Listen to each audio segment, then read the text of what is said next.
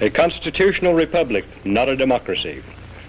The ideal of a democracy is universal equality. The ideal of a constitutional republic is individual liberty. A democracy always degenerates into dictatorship, which promises government-guaranteed equality and security, but it delivers nothing but poverty and serfdom for the people it robs and rules. America was founded as a constitutional republic to safeguard the liberties of the people against the tyranny of democracy or of one-man dictatorship. In this century, great strides have been made toward the goal of subverting our republic into a democracy. The foremost tactic of the subverters is subversion of language. By calling America a democracy until people thoughtlessly accept and use the term, the totalitarians have obscured the real meaning of our principles of government. That is a summary of my report on a constitutional republic, not a democracy. The full report after a message from my sponsor.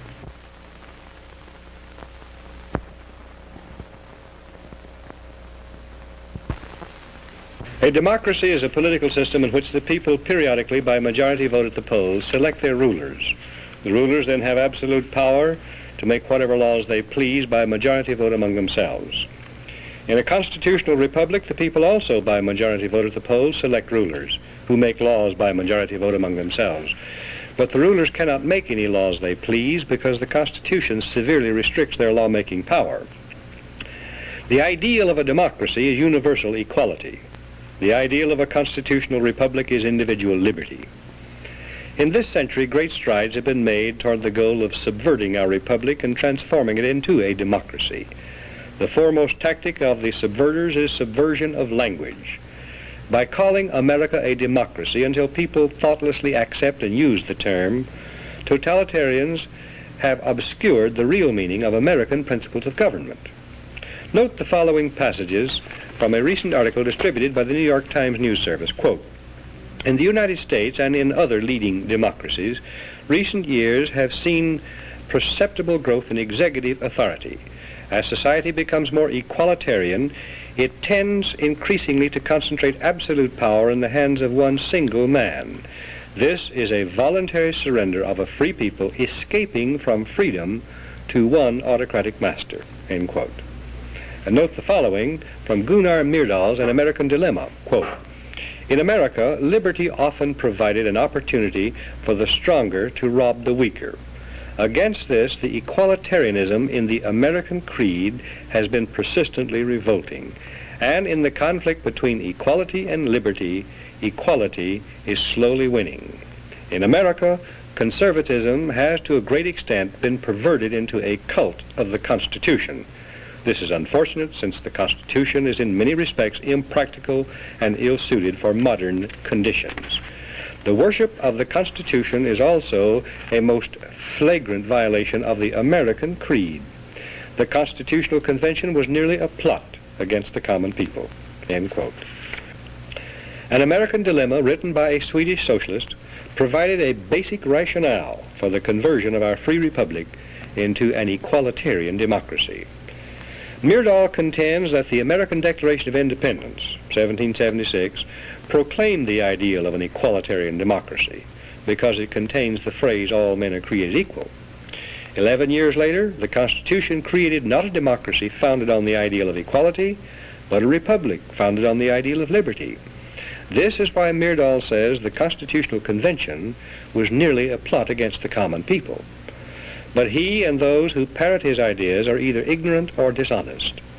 The Constitution was ordained specifically to safeguard the principles of liberty proclaimed by the Declaration of Independence. The Declaration's phrase, "all men are created equal," means that men are equal before the law and before the Creator, regardless of their inequality in human society.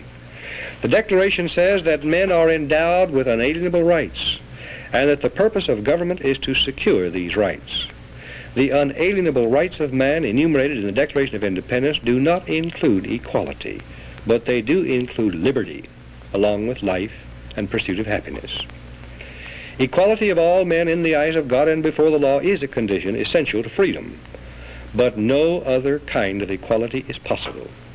Government efforts to achieve material equality will produce crushing tyranny, but will not make people equal. The writers of the Constitution were anxious to safeguard liberty against dictatorship, monarchy they called it. But their chief anxiety was to protect the country against democracy. Edmund Randolph, delegate to the Constitutional Convention from Virginia, said the general object of the convention was to provide a cure for the follies and fury of democracy. Elbridge Gerry and Roger Sherman, delegates from Massachusetts and Connecticut, urged the Constitutional Convention to create a system to eliminate the evils that flow from the excess of democracy. Alexander Hamilton, delegate from New York, said, "We are now forming a Republican government. Real liberty is not found in democracy. If we incline too much to democracy, we shall soon shoot into a monarchy." John Adams, one of the giants of the American Revolutionary period, said, "Democracy will envy all, contend with all, endeavor to pull down all. And when by chance it happens to get the upper hand for a short time, democracy will be revengeful, bloody, and cruel." Speaking of pure democracy, in which the people by majority vote act as their own lawmakers, instead of electing representatives to make laws, James Madison said, "Such democracies have ever been incompatible with personal security or the rights of property. A republic promises the cure for which we are seeking." Madison, known as the father of the Constitution, knew and said that enlightened men will not always be at the helm of government to serve as proper guardians of the public weal. He knew that unlimited political power cannot safely be entrusted to the nation's elected representatives, to use as a majority of them see fit, because, he said, a majority of a group of men is far more likely to be tyrannical than one man is. In a democracy, if a majority should develop hatred for all blue-eyed babies and order them eliminated, the babies could be legally executed, because whatever a majority wants at any given moment is supreme law of the land in a democracy.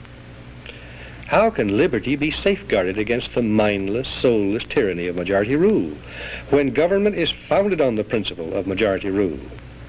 Jefferson answered that one, "In questions of power, let no more be heard of confidence in man, but bind him down from mischief by the chains of the Constitution." In short, America was founded not as a democracy, but as a constitutional republic. The American constitutional system, unique in history, enabled Americans to develop a backward continent into the most magnificent nation of all time. The system was designed to prevent both tyranny by government and reckless rebellion by the people. We must restore it and keep it. And what can you do toward that end? Your job, you who care and understand, is to help educate others.